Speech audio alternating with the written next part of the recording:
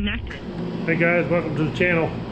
I wanted to show you today some cameras that I've got. I've actually had these cameras for quite some time, and I had one of them in my old house. Of course, it burned up with the old house, but I've actually got two of them now.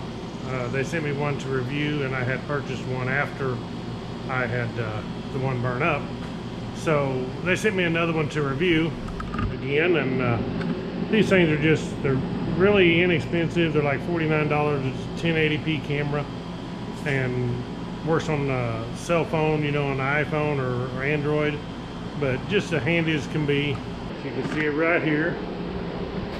I got it sitting above the door, and this is called the Panda cam from EsiCam, and it just plugs in with a connector USB and then works off Wi-Fi. It will also work off of the Ethernet if you want to plug it into your Ethernet, but I'm using them wireless.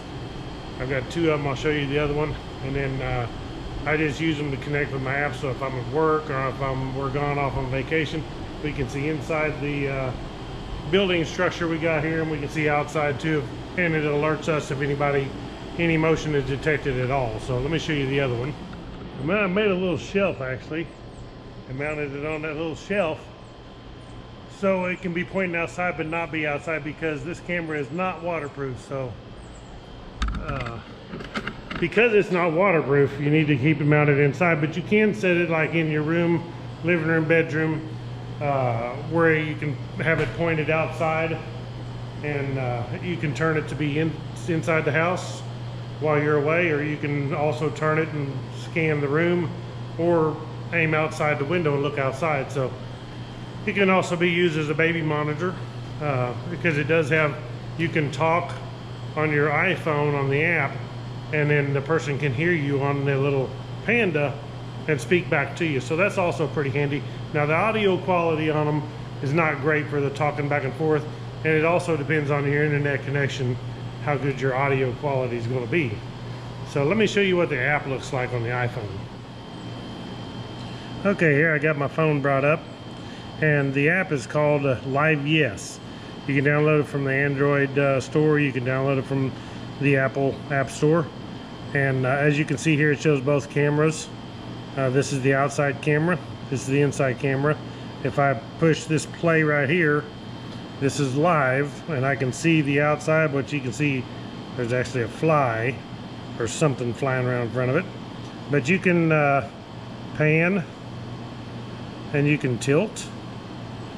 So I can tilt it up if I want, or down, which is nice. And you can also zoom by pinching it out. It's got pretty good zoom. Of course, any zoom that's digital, you're going to lose your image quality when you zoom out, but it does zoom out pretty good.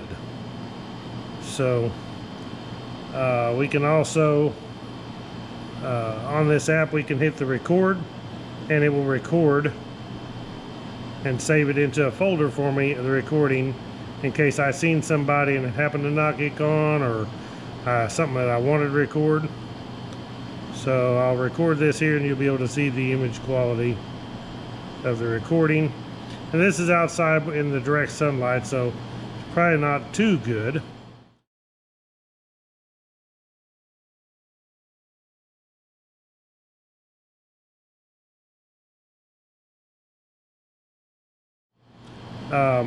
If we turn on this, we'll be able to hear the sound outside and be able to talk back and forth. If you want to talk to the person that's there, even if you saw, say, the UPS guy and you want to leave him a message, well, when you see him, you can push this and you can see the bar. Hold this down, and when you talk, it will, there's actually a bar here, I'm not talking loud enough, it will record that audio or send that audio out through the Panda, and then you can talk back and forth. This switches it from HD. You gotta stop recording, I guess, before you do that. You click on this to be full screen, which I should be showing you in full screen anyway, so you can see. This is full screen video, and it's pretty good for 1080p 30 frames a second. It's not awesome video, but it's plenty good enough for a security camera, because when a car pulls up here, I can read the license plates on it, which that's what I'm out to get, is to see a face and recognize it, or to read license plate. Click the back, We'll click this back right here. In here is the settings for this camera. The other camera, when I click on it, there'll be settings for it. You can change the camera name, the camera password. You can flip the image if you have your Panda mounted upside down, I reckon. Motion alarms, you can have it on motion detection. You can set your sensitivity from high to normal to low. Push alert, which that will be sending me alerts. And I don't have it on all the time. If we're home, we don't need it on a lot of times. Because sometimes insects that get on it will trip it. And make sure whenever you change any of these settings, you push save. But if you go back and if you click this buzzer, then whenever it sees motion on this buzzer, it will actually make like a siren sound, a whale sound. And here's the recording schedule. You can actually set up a recording schedule for a time, intervals, when you want it to record, how much you want it to record, you can set that. I never use that. This is for your network settings. Here's your SD card right here. Shows you how much space you've used, which I've got a little bit on there, maybe not even a gigabyte on this card. This is only a 2 gig card. And if you click this, you can format it and erase everything off of it and start over. Of course, down here you set your date and time. Camera update, which it says this is already up to date, so it's not necessary. And then we got the camera version right there. We go back out of here, and this is the other camera right here. Now you can get this iCloud if you want, and you can buy space to use the cloud. I don't actually do that myself, but you could if you wanted to. This here, if you click on this little bell, it shows you all the alerts that you've got.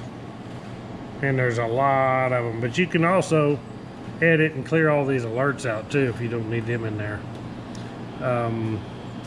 We can go into camera AP. That's another way to set it up. You can go into album here, and this is where I've just done a screenshot. I have no videos saved in there.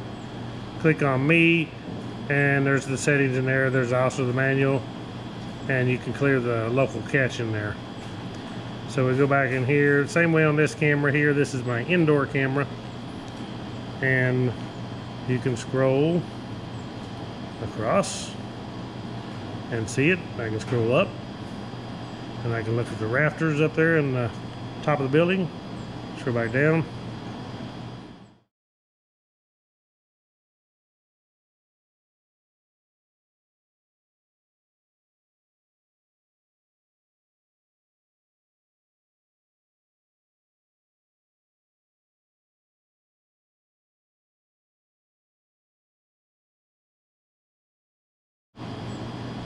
Go back this way. Okay, now if I click on let's go back out of here, back out, and I want to back out of here.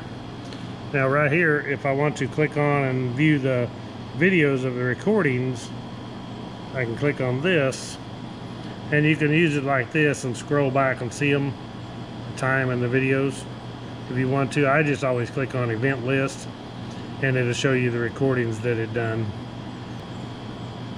Choose date. You can click on the calendar and choose which date. Unless you've deleted them all out by formatting it, it'll have all the videos from each date whenever it recorded something. I can click on this right here, and then I can click on the little camera, and it's actually recording the video right now. Now if I scroll around, you can see me sitting in the chair. Scroll back and forth, we'll scroll up a little bit. Oh, that's down. I'm backwards. Up means up, down means down. Like that. Now we'll go back.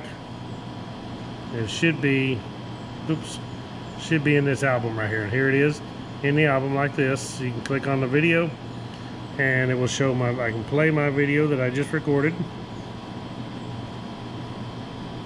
And of course the video recording is just me sitting there and moving the camera. And now if I want to save the video, click done, and I want to save it to my iPhone right here. Save the video to my iPhone.